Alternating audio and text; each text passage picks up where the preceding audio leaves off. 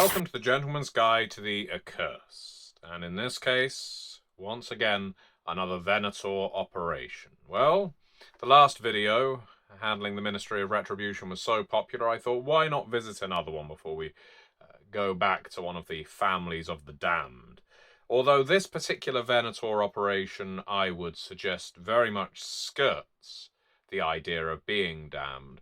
They may even be forging their own damnation, never mind curses others fling at them.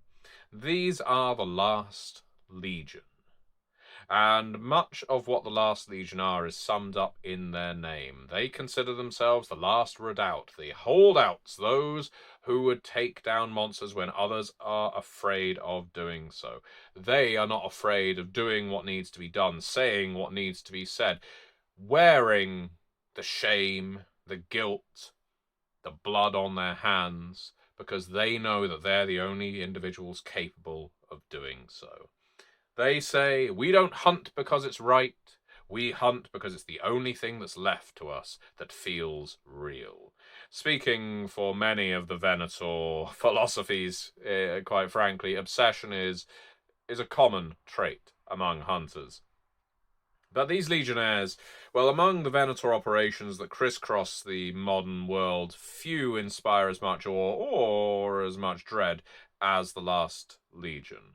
To the public, they're a ghost story told among mercenaries and hunters for hire, a paramilitary band of monster killers who never break a contract and never take prisoners. To other Venators, they're the black sheep of the family, professionals to the bone, mercenaries without conscience, soldiers who treat the supernatural underworld like a perpetual menace. To the Last Legion, well, it's much simpler. They say, it's a job. Monsters exist, someone's got to put them down, might as well get paid for it. And that is a way of almost dressing up their obsession, their need to slay, their need to hunt, their need to be the biggest, baddest dogs on the block. The Legion prides itself on being the ride-or-die wing of the Venator network, the ones who stay true to the group's, well, if you could call it a cohesive group. Certainly some rumours speak to Venators when they originated being a centralised force, but we'll skirt over that for the time being. Their militant roots, when others softened into investigators, scholars, and spiritualists, they move like a company of ghost soldiers, their hierarchy strict, their discipline absolute. Each member calls themselves a legionnaire, but that title means more than rank. It's a way of life. Once you sign on with the Legion, there's no walking away.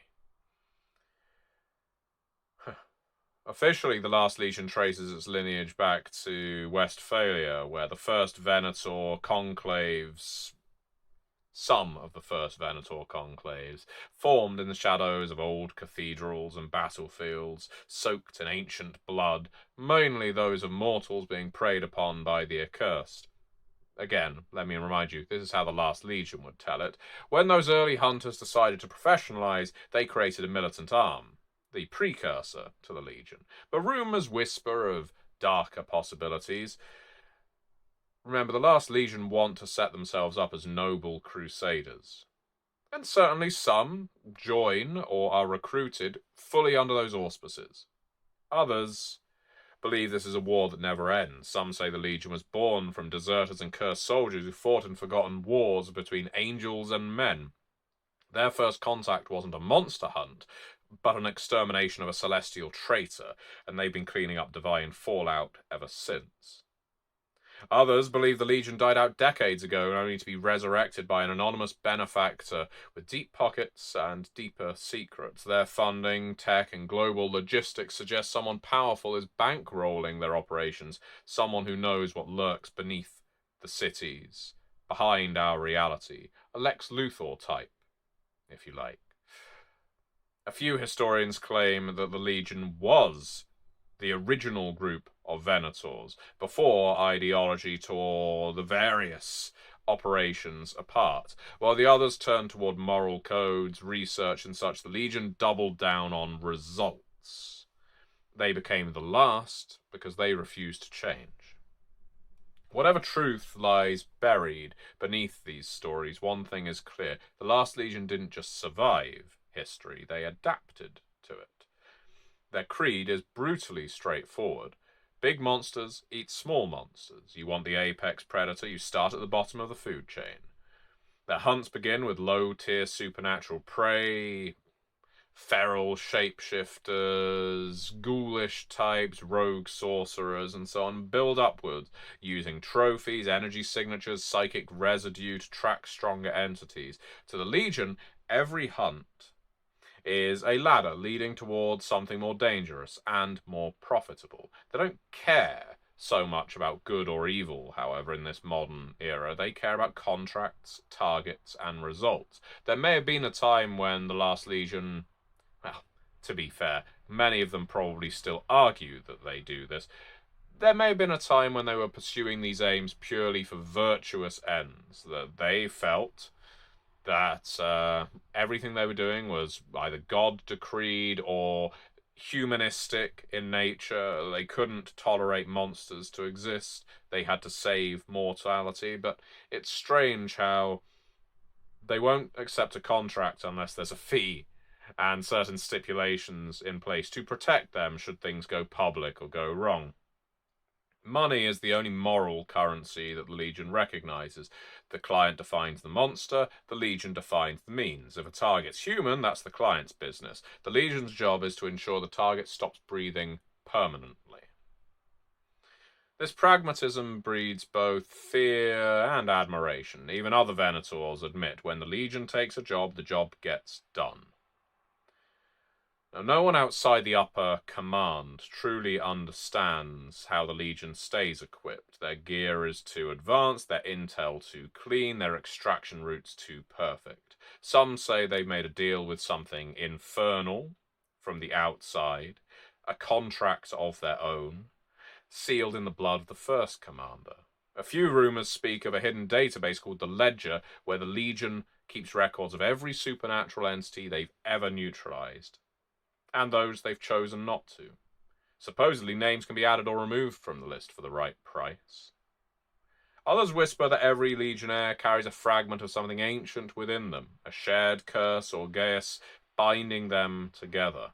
That's why they call themselves the Last, because once the final Legionnaire dies, the curse ends, and whatever power fuels them dies with it. I would say to you, do be wary of dealing with a Last Legionnaire. They tend away from mercy and reason and more toward just getting the job done. They fight like a professional army, one trained for wars the world pretends don't exist. Their strategies blend military precision with supernatural adaptability. The Legion doesn't storm in blind. They deploy recon phantoms, human scouts, and drones enhanced with anti-occult sensors to gauge threat levels before committing ground forces.